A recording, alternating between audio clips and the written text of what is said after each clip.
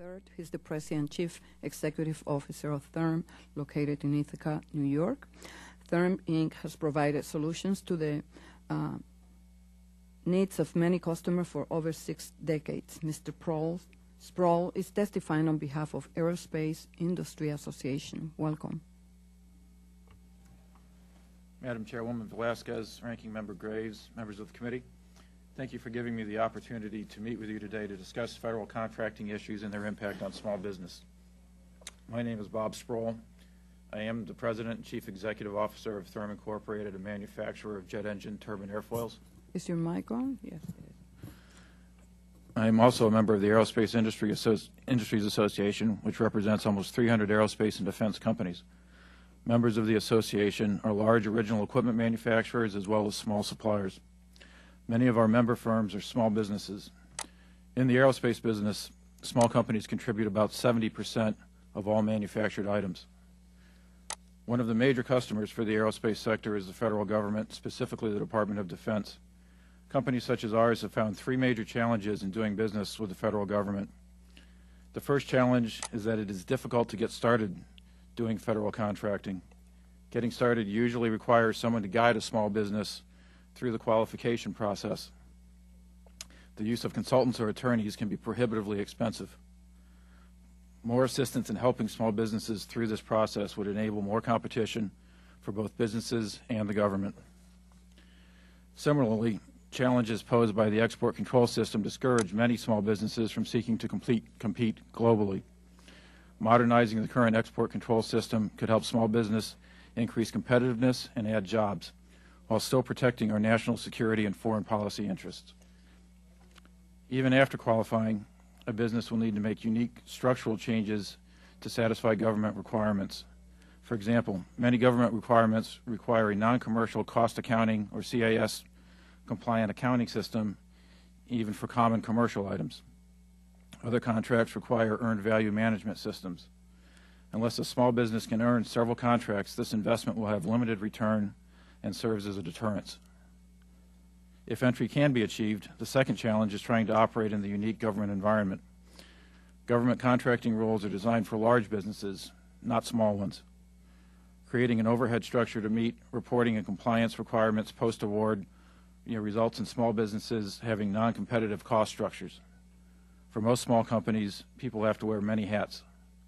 Therefore, responding to government requirements often means neglecting other duties for an extended period of time. Let me point to 4 examples of this problem.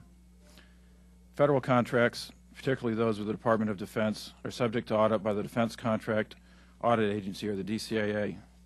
These audit requirements strain small businesses because we do not have the ability to create a separate compliance staff.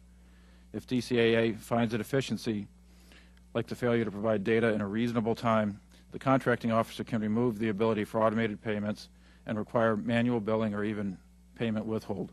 Manual billing and payment withholds significantly impact cash flow, the lifeblood of any business. DoD has recently proposed a new procurement rule that will make this problem worse. If a deficiency is found in a business system, DoD proposes to automatically withhold 10% of each payment on all contracts using that system.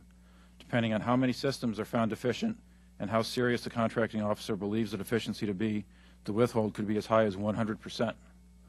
Since there are existing remedies for addressing business system deficiencies, Congress should direct the DoD not implement this new rule, and if existing remedies are not effective, DoD should hold a public hearing to determine a better way forward.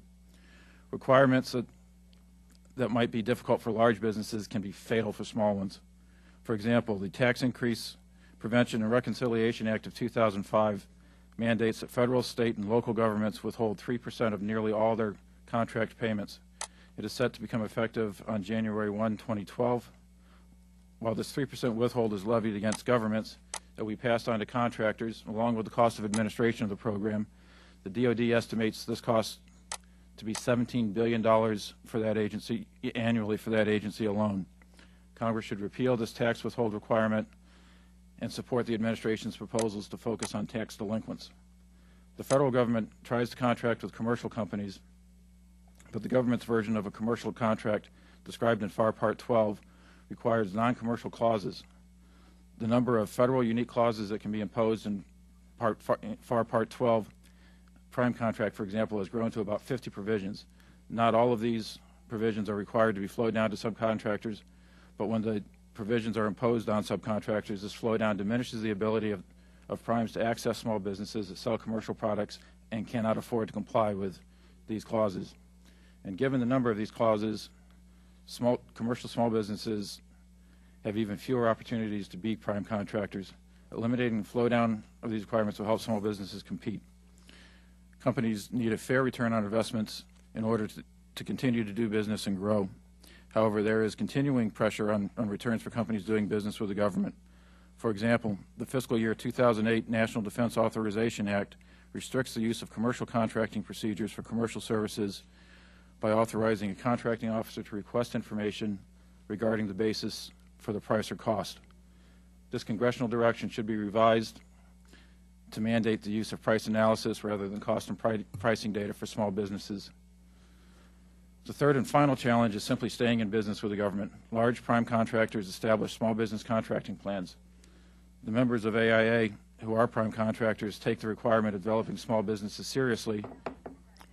Time is expired, and you will have more time during the question and answer period. Okay, thank you. I'd be happy to take your questions, Madam Chairman.